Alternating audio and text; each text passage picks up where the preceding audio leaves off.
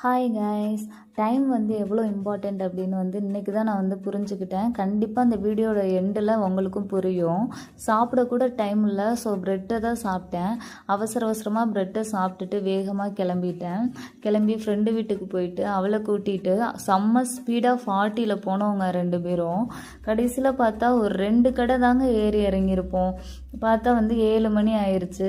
இதுக்காகவா கஷ்டப்பட்டு 12 மணிக்கெலாம் வந்தோம்.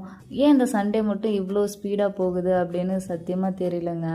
இதே வந்து ஆஃபீஸ் போனோன்னா மண்டேலேருந்து சாட்டர்டே வரையும் அப்படியே 1 இயர் மாதிரி பெருசாக போகுது. பட் இந்த சண்டே மட்டும் ஏன் இவ்வளோ ஸ்பீடாக போகுது? இதில் இருந்து ஒன்று மட்டும் தெரியுது, நமக்கு தான் சண்டேவை பிடிக்குதே தவிர சண்டேக்கு வந்து நம்மளை பிடிக்கல. அதனால தான் டக்குன்னு போயிடுது.